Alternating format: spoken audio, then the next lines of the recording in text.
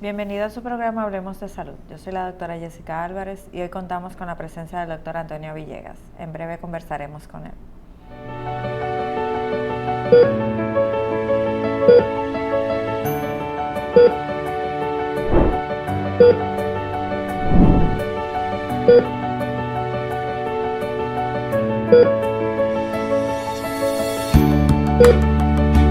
Senazata. Es que cualquier pregunta que tú quieras saber, llama que aquí estamos para resolver. Marca el asterisco 737 y te ayudaremos en un 2x3. Tenemos una oficina virtual, cualquier proceso tú podrás realizar. Consulta, traspaso, requisitos y cita. Tenemos a Sofía, tu asistente virtual. Te va a ayudar en la página web, también en Facebook y WhatsApp. Llama que Senazata. Con los canales alternos de servicio Senasa podrás acceder desde cualquier lugar, más rápido, fácil y directo. Senasa, nuestro compromiso es tu salud.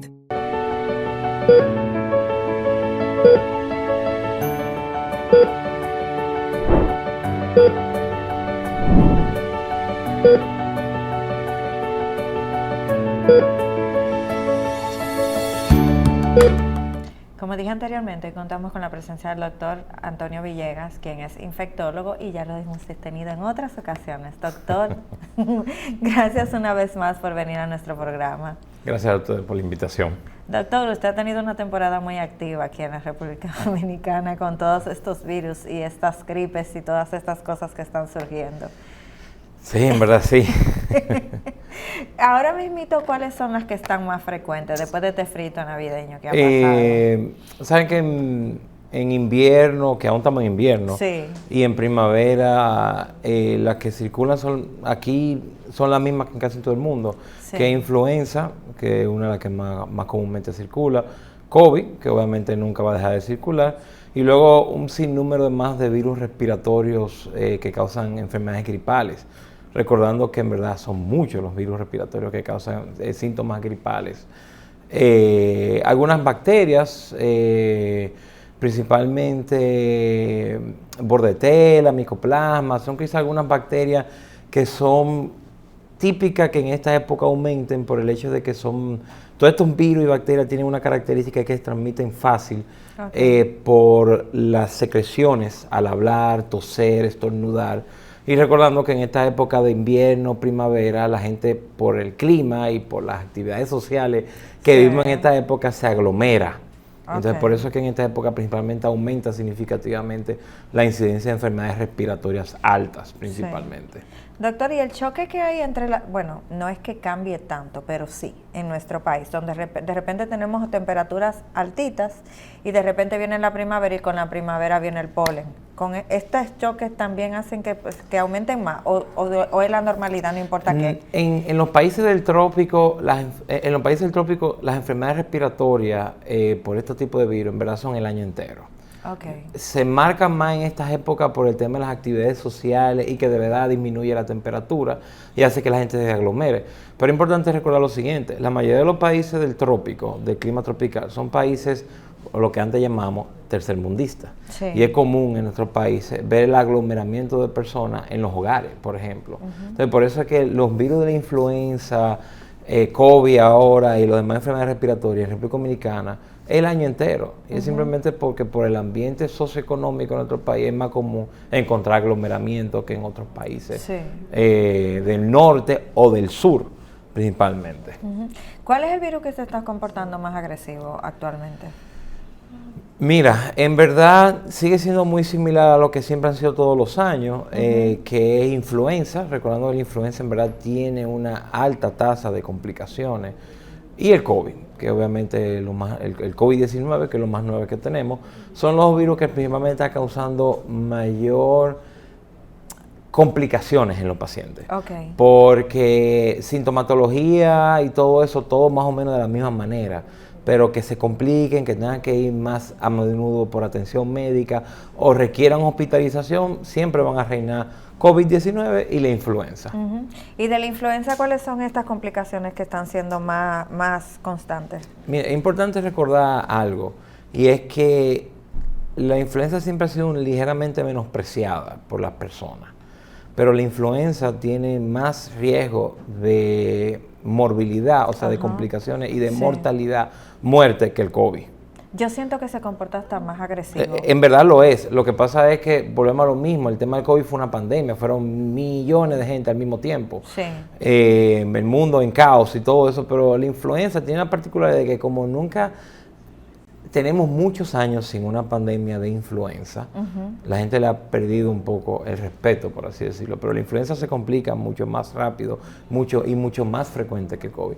¿Cuál es la principal complicación de influenza? Bueno, que al mismo tiempo que tú tengas el virus, te dé una neumonía por bacterias. Okay. O que te dé una misma neumonía por el virus de la influenza, que usualmente es una neumonía severa, que lleva a mucha tasa de complicaciones, hospitalización, intensivo y hasta la muerte. Sí. Doctor, vamos a repetir diferencia en el cuadro clínico de lo que serían los síntomas de una influenza con una gripe normal. Fíjate que mi cara ya te va respondiendo un poco.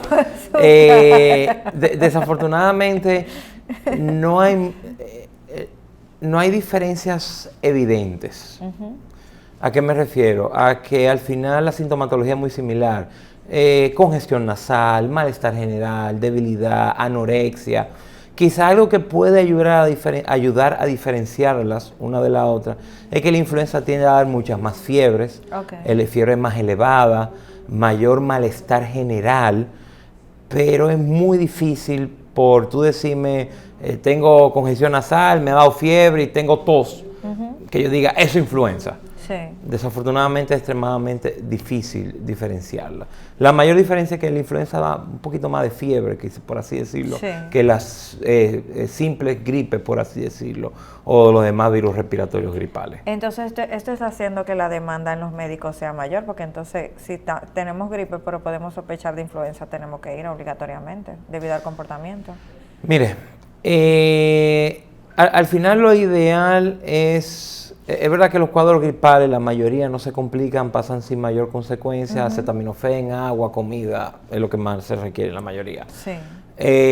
Yo lo que más me gustaría resaltar como que a las personas que tienen riesgo de complicaciones, que son las personas que uno siempre ha escuchado, mayores de edad, diabéticos, con cáncer, con enfermedad del corazón, enfermedades cerebrales, esas personas son las que deben de inmediatamente buscar atención médica, porque son las personas que más riesgo tienen de complicación por virus de la influenza o por COVID, recordando que sigue habiendo COVID. Sí, claro. Ya en personas jóvenes o en personas sin riesgo, buscar atención no es que está mal, pero hay que también saber cuándo buscar atención, porque también estamos sobrecargando el sistema. Exacto. Hay que estar claros de eso.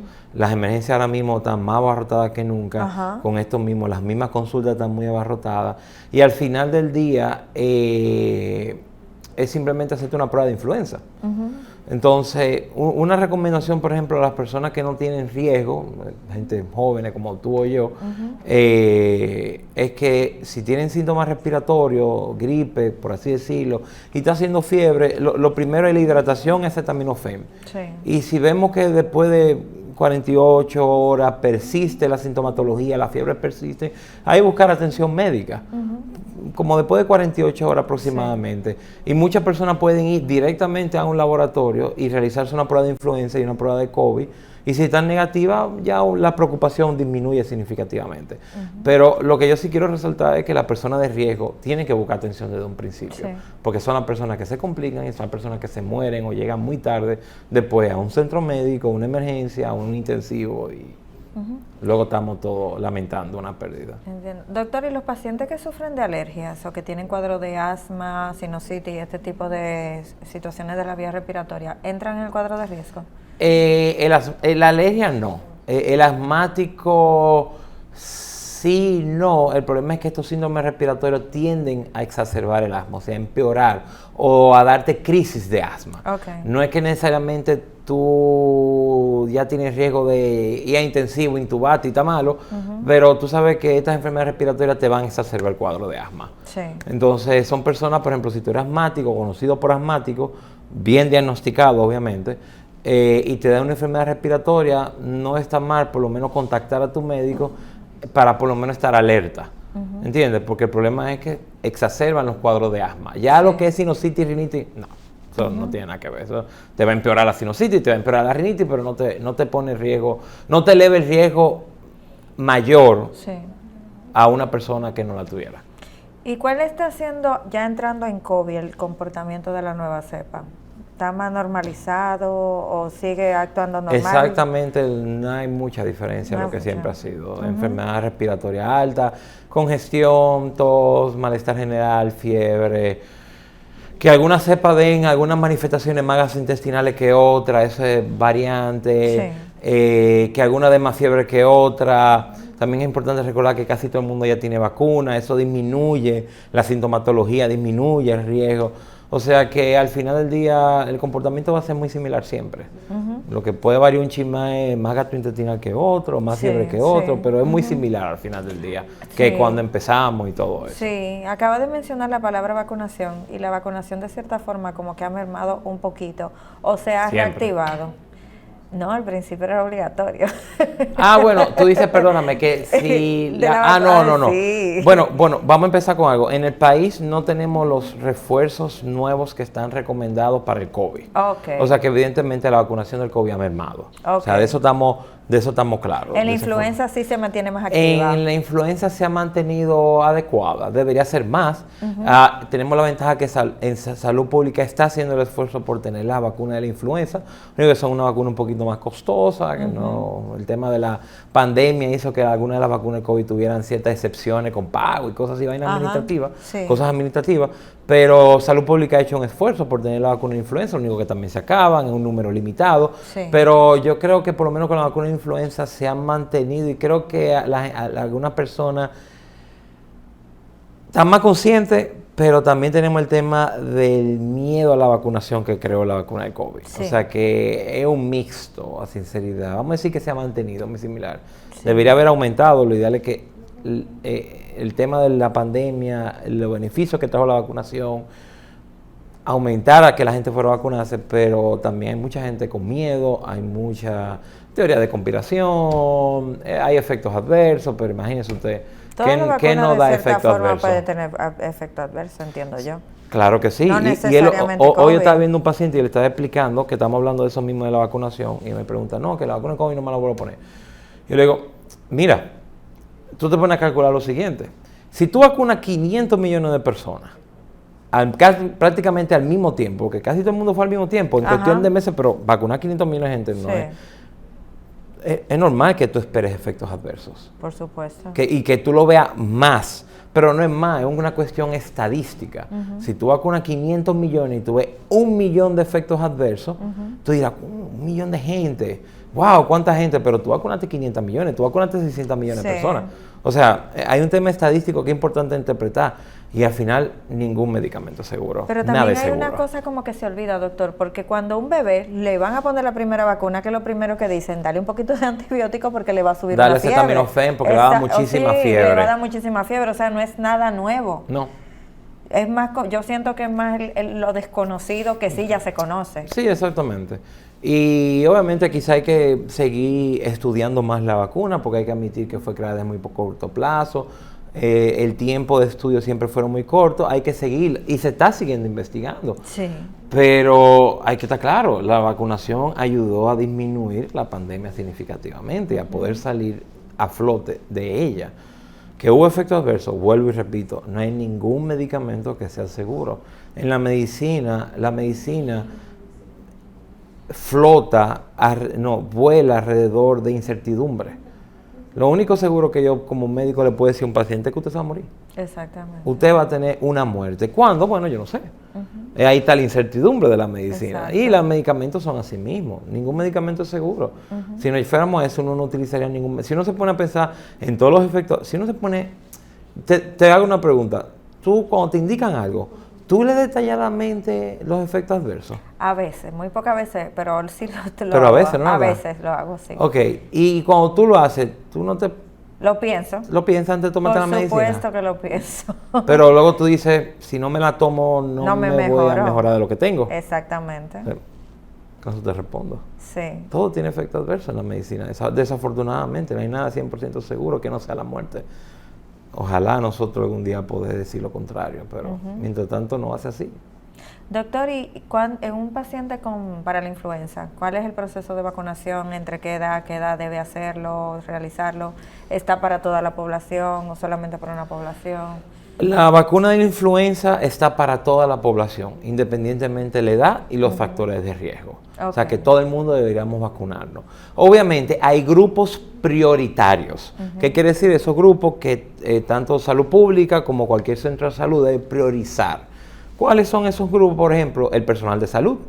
Yo como personal de salud, tú como personal debemos vacunarnos, pero no por nosotros contagiarnos, sino para no contagiar a otros pacientes. Exactamente. Pacientes, lo mismo pacientes de alto riesgo que uno siempre ha discutido, mayores de edad, enfermedad cardiovascular, pacientes con cánceres, con enfermedades neurológicas, con sistema inmune alterado. Obviamente el personal militar, porque son pacientes que están... haciendo guardia. En hacinamiento. Y entonces es común encontrar brotes de todas las enfermedades respiratorias. Esos son algunos de los pacientes que son grupos prioritarios, que tú debes vacunar. Embarazadas, sí. Importante, muy importante. Son grupos que uno debe de priorizar, pero lo recomendado es para todo el mundo, incluyendo niños. Sí. Aunque ya lo de los niños, como infectólogo pediatra te informa más, pero exacto. Por lo menos en el adulto, que es lo que me corresponde a mí, todo adulto por encima de 18 años debe vacunarse contra la influenza. Como estábamos hablando de los efectos adversos y los miedos que existen, acaba de mencionar las embarazadas. ¿Hay algún riesgo en embarazado? ¿Puede ir tranquilita a vacunarse? Puede ir tranquilamente a vacunarse y debe ir tranquilamente a vacunarse, sí. Porque las embarazadas es uno de los grupos que más complicaciones presenta. ¿Y cuáles son las complicaciones que se le presenta a una embarazada que no se vacunó y le da influenza? Bueno, lo mismo que te mencioné, tienen más riesgo de neumonía bacteriana, neumonía por el mismo virus, también se ha asociado con abortos. Okay. Independientemente de la edad gestacional, es importante, y obviamente ya todo lo que conlleva eso. Pero tienen un riesgo mucho más elevado hasta casi que una persona con falla del corazón, por así decirlo. Doctor, y en cuanto al COVID, todo el mundo tiene su segunda dosis, su tercera dosis, su cuarta dosis. ¿Cómo va la situación ahora? ¿Se debe volver a reforzar, se debe volver a colocar o ya con eso fue suficiente? No, hemos ido escuchando el tema de las variantes del COVID. Ajá. Y recuerda que el COVID no es lo único que varía. Todo microorganismo varía. Exacto. Tú, yo, virus, bacterias, hongos, todos varían para adaptarnos a nuestro medio. Porque eso es lo que hace al final el COVID. Adaptación al medio para seguir propagándose. Porque lo que quiere seguir es multiplicándose. El daño que haga es algo secundario para el virus. Sí. El virus no está programado para hacer daño. Entonces, así como tenemos vacuna de influenza todos los años, basada en las variantes nuevas que ocurren, así mismo se ha demostrado que se va a requerir del COVID. Okay. Refuerzos que van a ir variando por X cantidad de años. Obviamente aún estamos en ese proceso de determinar, pero ya actualmente en muchos países del mundo hay una nueva vacuna bivalente que está hecha en las variantes que más están circulando y se están recomendando los refuerzos. Nosotros no la tenemos en República Dominicana aún, desafortunadamente, pero espero que eventualmente la tendremos. Pero sí, igual que la influenza, vamos a tener que estarnos vacunando constantemente del COVID. Sí. Y la gente dirá, no, que eso es anual para sacar dinero y todo. No, eso tiene explicaciones fisiológicas.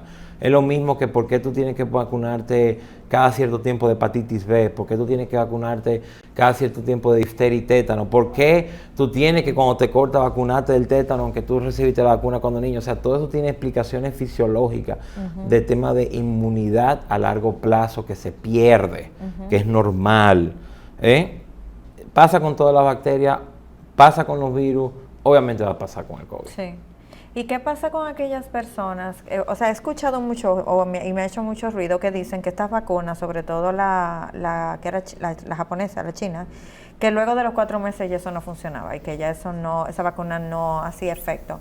¿Qué tan real es esto? Y si uno pudiera reforzarse con las que todavía están, aunque no tengan lo que se necesite para las variantes nuevas. Lo que pasa es que las vacunas, todas y cada una, eran diferentes. ¿En qué sentido? En que el mecanismo, cómo funcionaban, era diferente. Okay. Y así mismo como los mecanismos de cómo funciona una vacuna es diferente, así es la inmunidad que ella desarrolla en el cuerpo, era diferente. Entonces sí, es verdad que las vacunas, la que tú mencionaste, tenían una efectividad a más corto plazo que por ejemplo las demás vacunas, pero eso está basado en el mecanismo, en cómo funciona la vacuna. Okay. Entonces que si actualmente, actualmente las que tenemos en el país son la Pfizer principalmente, que es la que tenemos.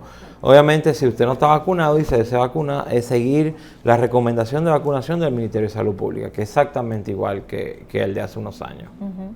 Pero de cierta forma el tener las dosis que existen, que ya las cubrimos, como quiera, aunque hayan variantes nuevas, hace que si nos da, no dé más leve. Eso no está aún en confirmación. Sí. Hay algunos estudios que dicen que sí, hay algunas informaciones que dicen que no, pero todo va apuntando a que desafortunadamente las variantes requieren un sistema inmune un poco diferente y por eso se han creado los refuerzos que actualmente están aprobados para el COVID, que como las bivalentes que te mencioné, que no la tenemos ahora mismo. Entonces sí, muy probablemente esas primeras vacunas del COVID que no tuvimos pueden protegernos, pero no tanto como al inicio. Porque es importante que las vacunas del COVID fueron diseñadas para las variantes que estaban en ese momento. Okay. Y recuerda que parte de la variante es que si el virus era rojo entero al inicio, ahora es rojo, un chin amarillo, un chin verde. El cuerpo nada más va a reconocer lo rojo, pero y lo amarillo y lo verde no lo reconoce. Sí. Y ahí es que viene la vacunación, para hacer que el cuerpo reconozca esa diferencia con las demás variantes de COVID. O sea que sí. Sí, doctor, y con la influenza pasa lo mismo, que la influenza va teniendo variantes. ¿Y las vacunas entonces que vienen nuevas vienen para estas variantes? Exactamente, por eso es que la recomendación de la vacuna de la influenza es anual. Sí, ¿y por qué con la influenza hay un resultado más rápido de las vacunas y las variantes que con el COVID? No, porque por algo se va anualmente. Es importante recordar, la vacuna de la influenza tiene de los 80. Ah, ok. Se conoce mejor. Tiene más tiempo. Tiene más tiempo, sí, tiene estudios más a largo plazo. Ya ha tenido el error. Ha tenido experiencia. Sí. Ya se entiende, porque también recordando que el virus del COVID es un virus aún que sigue siendo muy nuevo, pero ya se entiende cómo es el comportamiento bien del virus de la influenza, cómo es el cambio que ocurre, cómo es la variación que ocurre, y por eso es que se puede desarrollar de manera más efectiva las vacunas anuales. Es verdad que volvemos a lo mismo, recordando que el COVID es muy nuevo. Sí. Todas estas enfermedades de vacunas son enfermedades milenarias. Que conocemos desde que inició la medicina, por así decirlo. Entonces, solamente eso trae experiencia, conocimiento y mejor desarrollo de las cosas. ¿Y cuál es la población que está siendo más afectada ahora mismo? Porque casi siempre pensamos en los niños, pero quizás no son los niños. Bueno, tú sabes que yo estoy sesgado porque yo veo adultos, especialmente. Sí. O sea, yo nada más veo adultos. Sí, pero ¿qué tanto le están llegando a adultos, doctor? No, sí. Estoy viendo muchos pacientes con influenza. Estoy viendo, coincidencialmente esta semana, hemos tenido que hospitalizar ya varios pacientes por COVID. No, la población es muy variada. He visto desde jóvenes, adultos mayores. Es muy variada, pero lo que sí puedo decir es que, por ejemplo, los pacientes que se han tenido que ingresar por influenza o COVID complicado no son los jóvenes sanos, no son los adultos sanos. Lo que hemos tenido que ingresar son aquellas personas mayor de edad y con algunas enfermedades acompañantes importantes. Sí. Lo que invita al tema de la vacunación al grupo de riesgo. Doctor, ¿y la utilización de medicamentos que te ayuden a mantener el sistema inmunológico alto o bien o estable, que hay muchos en el mercado, ¿esto realmente ayuda o no? Lo que más ayuda para disminuir el riesgo de todos estos procesos infecciosos es el mismo que siempre ha sido. Buena salud. Ejercicio, buena dieta, si eres diabético, control de tu azúcar, si eres hipertenso, control de tu presión, tener adecuado control de tus enfermedades. Que ha habido ahora un sinnúmero de medicamentos y productos que ayudan con la defensa. Eso tienen menos información clínica que cualquier otra cosa. Muchos de esos son en base empírica, naturista, que es verdad que la medicina natural tiene sus beneficios, tiene, pero hay que saber cuándo usarla. Es importante, la medicina natural tiene sus beneficios, pero hay que saber cuándo usarla, en qué momento usarla y con qué usarla. Pero muchos de esos productos no tienen ningún aval científico. Y yo no lo recomiendo simplemente porque no tiene ningún aval científico. Si usted por decisión personal se lo quiere tomar, bueno, yo no te puedo decir, no, yo no te obligo a nada, yo te recomiendo. Pero desafortunadamente muchos de esos productos no tienen aval científico que apoyen que de verdad suben la defensa. Y en el uso de vitaminas, ¿habría quizás algunas en específico que sí que te ayuden por lo menos a mantener nivelado el sistema inmunológico? Sí, una buena nutrición siempre es importante, pero es importante recordar que la mejor manera de adquirir vitaminas es con la ingesta oral de alimentos adecuadamente balanceados. Esos suplementos nutricionales y vitamínicos que ahora todo el mundo, jóvenes, niños, todo el mundo está tomando, en verdad no ayuda si tú tienes una buena dieta. El problema es cuánta gente de verdad tiene una buena dieta apropiada diariamente o semanalmente. Eso es lo primero que tú tienes que cuestionar. Pero la mayoría de eso no aporta más nada que gastos. Sí. ¿Y hacia dónde usted cree que se va dirigiendo todo lo que viene del año, desde su proyección desde ahora con estos virus? ¿Puede que tengamos un pico o ya podemos ir descansando? Sí, nos vamos a ir, lo mismo que yo entiendo que no va a ser muy diferente a años anteriores. Va a haber picos de influenza y COVID, siempre van a estar. A mí lo que me preocupa es el dengue, a sinceridad, como virus, que eso lo habíamos hablado. Ese sí me preocupa que puede ser un año complejo con eso del dengue. Pero con los virus respiratorios va a ser lo mismo. Va a depender de cuántas actividades sociales ocurran este año, cuántas lluvias tengamos que hagan que la gente se hacine, pero no creo que vaya a ser muy diferente a años anteriores. ¿Y qué le preocupa? Por lo menos después de que normalizamos el COVID. ¿Y qué en particular le preocupa del dengue, doctor? ¿En los casos? Que la variante que tuvimos el año pasado, que es el dengue 4 específicamente, no era una variante normal en nuestra región. Entonces, tú estás exponiendo una variante nueva a una población que no está expuesta. Eso puede llevar a que haya más complicaciones con los pacientes. Entiendo. ¿Y los casos de dengue han disminuido? ¿Siguen iguales? ¿Se han mantenido? No, ahora mismo han disminuido significativamente. Ahora mismo han disminuido. Pero han disminuido significativamente. O sea, pero obviamente eso está relacionado porque no está lloviendo mucho. Pero ya me anunciaron una vaguada nueva. Bueno, pero recuerda que el tema del dengue siempre va asociado con el aumento del agua. O sea que obviamente mientras aparezcan lluvias, siempre va a haber un riesgo de que haya picos de dengue, porque recuerda que es el ciclo natural del mosquito. El dengue va del ciclo de vida del mosquito. Si hay oportunidad para que el mosquito pueda reproducirse y crecer, pues vamos a tener pico de dengue. De lo contrario, si tenemos una sequía, vamos a decir por un ejemplo, no vamos a tener pico de dengue. O sea que siempre que va a haber lluvia, siempre hay riesgo de pico de dengue.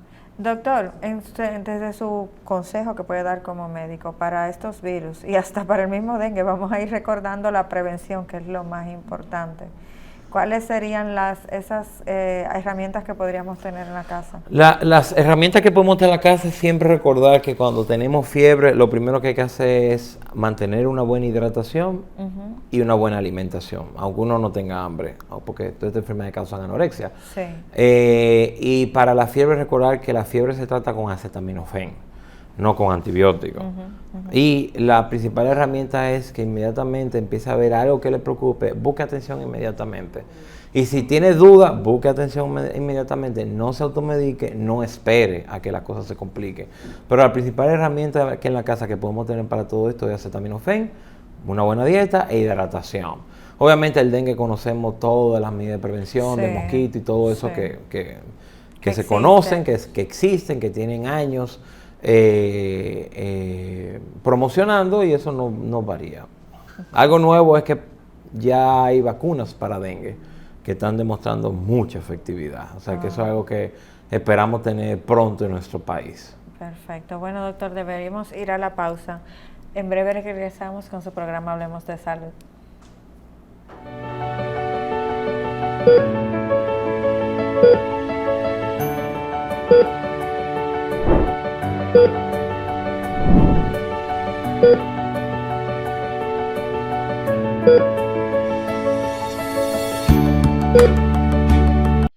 El domingo 18 de febrero en la República Dominicana se celebran las elecciones municipales. En el municipio, las alcaldías y regidurías, y en el distrito municipal, dirección y vocalías. Y recuerda que solo puedes votar en el colegio electoral que te corresponde desde las 7 de la mañana hasta las 5 de la tarde. Para esto, debes llevar tu cédula de identidad y electoral, presentarla para verificar la presencia en el padrón y luego te entregarán 2 boletas electorales, firmadas y selladas, una para que elijas la alcaldía y otra la regiduría de tu preferencia. Si es para un distrito municipal, será una boleta para la dirección y otra para la vocalía. Cuando llegues al podio de votación, marcarás con una X, raya o cruz sobre la imagen de tus candidaturas de elección. En el caso de la alcaldía, marcas el partido de tu preferencia.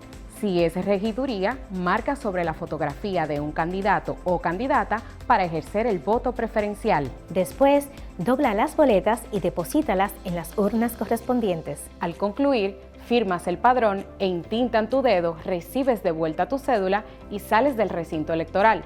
Es fácil y sencillo. Vota por ti y la democracia. Junta Central Electoral.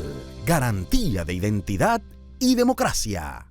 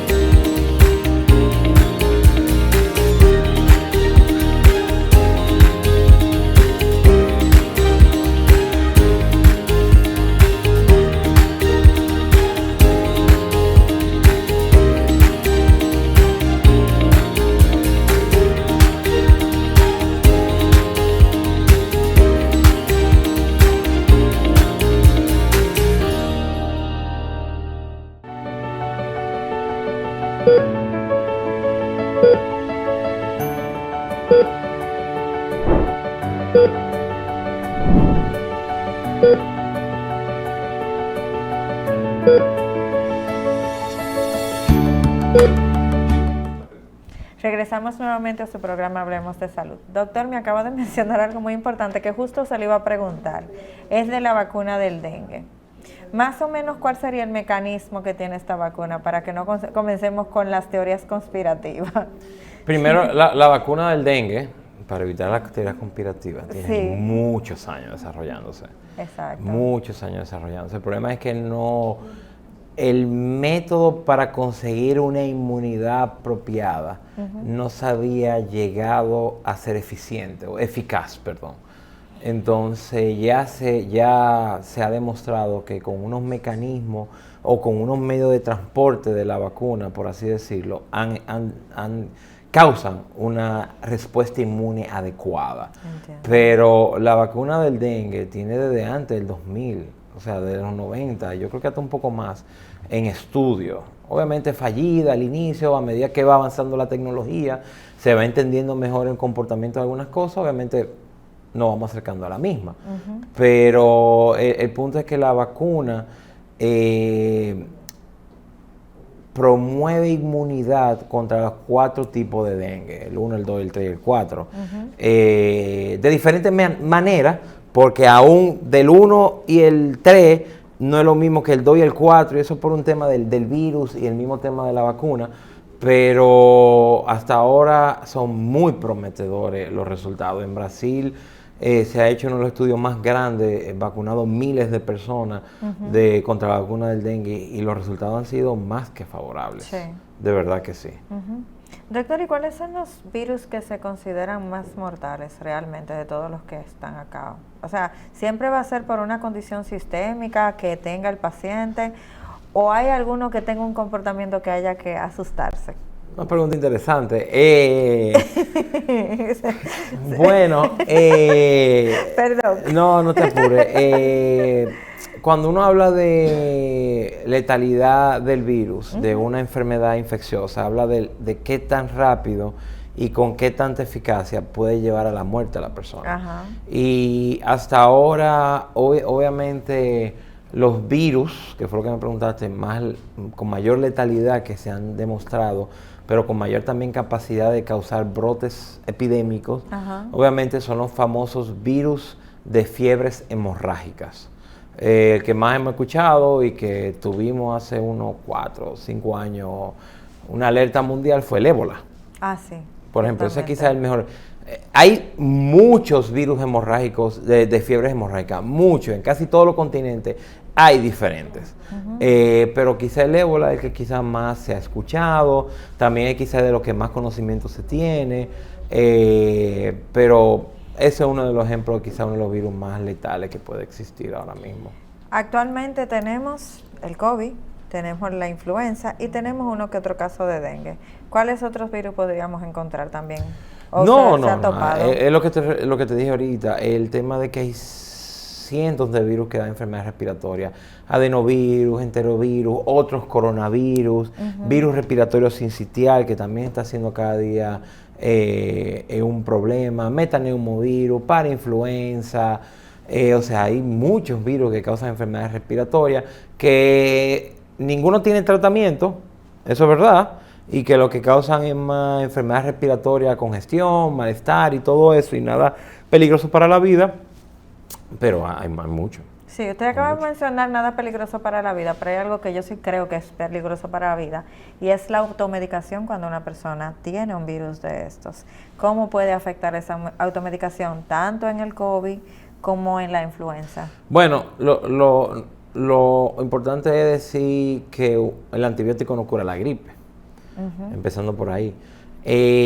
Lo primero es entender, y yo lo dije ahorita, ningún medicamento es 100% seguro. Usted se toma un antibiótico y usted se está exponiendo a un efecto adverso. Que no ocurra, perfecto, pero cada vez que se lo toma, tiene un chance de ocurrir. Eso es lo primero, se expone a efecto adverso. Pero no solo eso, cada vez que usted utiliza antibióticos de manera indiscriminada, usted predispone a resistencia antimicrobiana, o sea, resistencia de bacterias a los antibióticos. Y en el mundo de la infectología ahora mismo, esa es la epidemia que nosotros tenemos, esa es la pandemia que nosotros estamos viviendo actualmente, que se le llama la pandemia silenciosa, que es cada día más se están moviendo infecciones por bacterias resistentes a cada vez más los antibióticos que tenemos disponibles en todo el mundo. Sí. Entonces, cada vez que usted utiliza antibióticos, usted promueve esa pandemia. Porque cada vez que usted toma un antibiótico, el mejor ejemplo es, ¿qué es lo que quieren hacer las bacterias? Sobrevivir y multiplicarse. Eso es lo que quieren hacer. Y para eso se tienen que adaptar. ¿Qué pasa cuando usted toma un antibiótico? Usted expone esa bacteria a una sustancia que la mata. Pero ¿qué pasa? Las bacterias dicen, esta sustancia X me está matando. Esta sustancia X funciona a través de este punto N. Pues déjame cambiar este punto N para que esta sustancia X no funcione. Entonces, cada vez que usted usa antibióticos, sus bacterias, el cuerpo está lleno de 1.000 y millones de bacterias, de manera normal, se hagan resistentes a los antibióticos. Y cuando usted tenga algún proceso infeccioso bacteriano, cuando le ocurra por primera vez, va a salir una bacteria que es resistente a los antibióticos comunes. Sí. Y eso implica mayor morbilidad, mayor mortalidad, mayor costo, mayor estancia hospitalaria, capacidad de causar brotes en su comunidad, brotes hospitalarios. Entonces, es el gran problema del uso de antibióticos de manera indiscriminada o de medicación, de antibióticos indiscriminados, que es algo que la gente no está viendo, porque es una pandemia que no se le ha dado esa importancia gubernamental, mundial que debe. Sí. Nosotros sí le damos la importancia, porque nosotros vemos a los pacientes morirse porque tiene una bacteria y yo no tengo el antibiótico para darle, literalmente. Sí. Es el día a día, eso es extremadamente común, ¿entiendes? Entonces, eso no es los riesgos de estar automedicándose con antibióticos de manera indiscriminada. Sí. Doctor, ¿y habría algún medicamento que sí tal vez sea más noble en su comportamiento que los pacientes tengan de consumo? Acetaminofén. Sí, porque hay una realidad, y es que uno va a la farmacia no te piden la receta. No, o sea, yo creo que el 90% de los medicamentos son sin prescripción ahora mismo. Los únicos medicamentos que son obligatorios con prescripción es los que son controlados. Los opiáceos. Los opiáceos y Sí. esos medicamentos que pueden causar adicción. Pero, y bueno, y los medicamentos que son hospitalarios. Exacto. Pero el medicamento más noble que usted puede tener en la casa para enfermedades respiratorias es acetaminofén. Sí. Esos antigripales. Acetaminofén que tienen decongestionante, que tienen para el dolor de cabeza. Eso es lo más noble que usted puede tener, eso es lo primero que usted tiene que utilizar. Y el uso de, por ejemplo, cuando se están teniendo en el asunto de que tienen una vida saludable, consumen X cantidad de sustancias o consumen vitamina C hasta cierto gramo por día, el uso de omega 3 y un reguero de cosas, porque he visto que son hasta como 12 pastillas que se beben. ¿Tú quieres omega? O sea, me refiero a que el consumo diario de vitamina C realmente ayuda y previene. Y si tú quieres un adecuado consumo de vitamina, bien, eso es fácil. Aliméntate adecuadamente, obtén una nutrición adecuada. Sí. Tú quieres productos omega, grasa no saturada, multivitamínico, vitamina B y eso, come pescado, come vegetales, come carnes, o sea, todo eso está adecuadamente demostrado que con la alimentación diaria es más que suficiente. Obviamente, volvemos a lo mismo. Si tú te basas a que solamente tomando suplementos nutricionales ya tú vas a tener una vida sana, sin hacer ejercicio, sin tener una dieta saludable, o sea, tú no estás haciendo nada. Sí. O sea, que al final del día, todas las enfermedades, una vida saludable disminuye el riesgo de las mismas. Haciendo ejercicio y con una buena dieta, pero los suplementos nutricionales, de manera en pacientes sanos, no han demostrado nada. Y los remedios caseros cuando hay procesos gripales, vamos, bébete el tecito de cebolla con miel de abeja, bebe o échale un poquito, todas esas cosas que generalmente recomiendan. Como yo te mencioné, hay productos naturales que tienen valor y que tienen resultados, pero hay que saber cuándo usarlos, cómo usarlos y hasta cuándo usarlos. Porque, por ejemplo, ese tipo de tés, de bebidas que tienen productos naturales, es importante que los vegetales y ciertos productos naturales tienen sustancias antiinflamatorias que ayudan a sentirte mejor, a bajar la inflamación, a mejorarte, y es verdad, pero también hay un límite. No basta que tú solamente te vas a curar con eso si nunca buscas un tipo de atención, pero también hay que saber cuáles, porque por ejemplo, ahora se me olvidó, tengo un rato pensando, ¿cómo se llama el té de hierba que ocurrió hace varios años que causaba fallo hepático? ¿En serio? Ay, Dios mío. Sí había una pastilla que causaba Se me olvidó diabetes. el nombre. No, era un té que se hizo famoso hace como 5 o 6 años. Tao. Era Tao, Sao. Ese era un té verde para rebajar, ¿no era? No. Tenía un nombre extraño que se usó mucho aquí. Y hubieron casos que fallecieron por falla hepática, por ese té. Moringa. Ah, la moringa, ¿verdad? Que se hizo súper famosa. Eso, un nombre raro. Sí, pero de todo, hasta champú de moringa había. Entonces, por ejemplo, recordando que hubieron casos donde hubo una ingesta importante de ese tipo de productos que le causaron fallo hepático y fallecieron. Por ejemplo, ahí vuelvo a lo mismo. O sea, los productos naturales tienen su valor, en qué momento, hay hasta qué punto utilizarlo. ¿Entiendes? Entonces, si tú tienes gripe, te dé miel, cebolla, orégano, qué sé yo. No es que está mal, pero también tienes que tener cuidado con qué producto utilizarlo. Entiendo. Doctor, los cuidados que se tiene que tener con un paciente que en la casa tenga influenza, bueno, vamos a meterlos todos, influenza, COVID o dengue. Mira, tú sabes que el dengue no se transmite que no sea por el mosquito. Sí. O sea, que la persona que tiene dengue puede andar en la casa haciendo lo que quiera. Eso no es ninguna limitación. Sí. Pero, por ejemplo, COVID e influenza son enfermedades que se transmiten fácil con las secreciones cuando uno tose, cuando uno estornuda, cuando uno habla. Entonces, obviamente, si tú tienes influenza y COVID, lo recomendado es que te aísles. Para el COVID son 5 días, para la influenza son 7 días. Esas son las recomendaciones. Que te aísles en una habitación, el uso de mascarilla simple, el adecuado lavado de manos. Esas son las recomendaciones básicas, que son generales y que todo el mundo puede hacer en la casa. Hidratación, buena alimentación y buscar atención médica cuando sea necesario. Sí. ¿Hay un pico en donde quizás sea o en algún momento sea más contagioso tanto la una o la otra o siempre es igual? No. Por ejemplo, el COVID ha demostrado que en los primeros 5 días que más se contagia. Por eso es que de hace unos años ya la recomendación de aislamiento es 5 días. Luego, a partir del 5.º día, la persona puede salir con mascarilla, pero el punto máximo de transmisión es esos primeros 5 días. La influenza dura un poco más. En los primeros 5 a 7 días es donde más se contagia y por eso recomienda que el aislamiento sea por 7 días. O sea, aislamiento de tú trancado. Sí. Doctor, ¿y para el verano? ¿Para qué tenemos que prepararnos? ¿Viene el calor?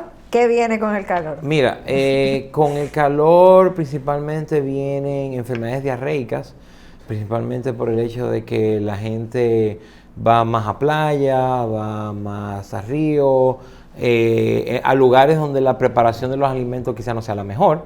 Eso es importante. Obviamente también con el calor, recuerda que aquí el verano llueve. Sí, bastante. Entonces hay que tener cuidado con la leptospira por el tema de las lluvias, con el dengue, hay que tener cuidado. Son quizás de las principales recomendaciones que uno puede hacer durante el verano. Sí. Enfermedades diarreicas, dengue y leptospira por el tema de las lluvias, porque aquí en nuestro verano llueve. Sí. ¿Usted cree que deberíamos preparar entonces para el agua de mayo que siempre cae también? Porque viene por acá. Ciertamente. Doctor, y en caso de los pacientes que tienen complicaciones sistémicas, que también que están contagiados, pero sabemos que con ellos hay que tener como que el ojito para las complicaciones de por sí que ya tienen, ¿cómo se manejarían estos casos? Ya sí, por eso siempre es necesario llevarlo a la clínica o en la casa, ¿qué podemos hacer? No, si usted tiene una persona con factores de riesgo para complicación y tiene una enfermedad respiratoria, gripe, por así decirlo, lo primero que usted tiene que buscar la manera de saber que no tiene ni COVID ni tiene influenza. Si no tiene ninguna de las dos, pues las recomendaciones va a ser vigilancia, el tema de la alimentación, la hidratación, la toma de sus medicamentos, pero ya si tiene influenza y COVID, lo ideal es buscar atención médica. Por lo menos para una evaluación inicial, no es de que para hospitalizar al paciente, es para evaluarlo, ver que todo ande bien, le dé las recomendaciones, mira, hay que usar este medicamento, no hay que usar este medicamento, porque por tanto el COVID, como la influenza, tienen 2 medicamentos cada uno que han demostrado disminuir el riesgo de severidad. La influenza, el oseltamivir. No diga nombre, que ahorita lo compran. Bueno, y el COVID tiene un medicamento también que ha demostrado en pacientes de riesgo disminuir ese riesgo, valga la redundancia, de que se complique. Sí, doctor, también hemos visto que hay pruebas caseras, sobre todo en el COVID, para hacérsela en casa. ¿Qué tan funcional y qué tan certeras son estas pruebas? Si son positivas, se pueden considerar adecuadas.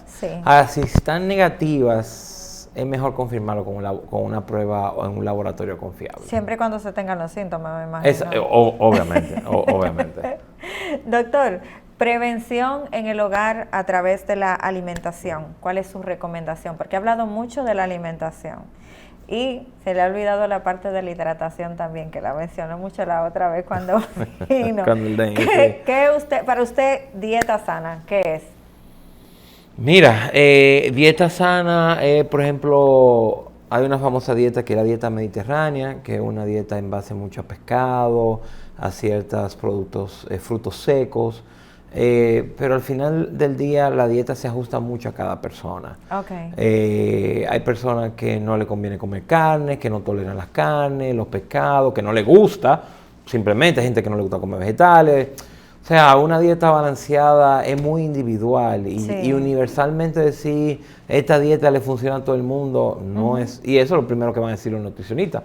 No es por nada, pero ningún nutricionista va a decir esta dieta funciona para todo el mundo igual, no, porque cada uno tiene cosas diferentes, gustos diferentes y características, pero dietas ricas en carnes blancas, en vegetales, en pescado, en productos probióticos como ciertos yogures, frutos secos, frutas, lo recomendable, jugos naturales, sin azúcar, todo controlado con sal, nada de productos procesados, salchicha, embutidos, que son productos procesados, eso no, salami, eso no son al final productos que son los más saludables del mundo. También la forma de preparación, obviamente, salami frito en aceite. Aceite normal, ¿verdad? No es quizás la cosa más sana del mundo. Pero eso es muy, muy global y no es un área que yo me especializo. Yo soy de la gente que recomienda mucho a mi paciente cuando uno está hablando, mira, si tú tienes duda de tu alimentación, busca un profesional que te ayude en eso. O sea, que eso es lo más recomendable. Sí. Doctor, hay algo que siempre he escuchado y también me ha hecho mucho ruido, y es que cuando algunas personas se entran en dietas con ayunos muy prolongados, las defensas bajan y generalmente viene un proceso gripal que le da bastante duro. ¿Qué tan real es esto? La dieta intermitente. Ajá. El ayuno intermitente es un poco controversial, porque hay data científica que ha demostrado beneficios, hay otra que no.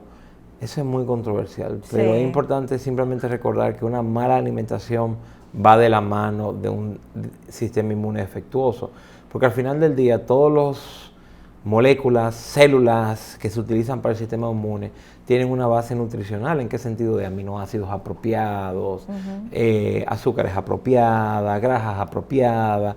Siempre que una mala... Usted nunca ve una gente que come mal, sano.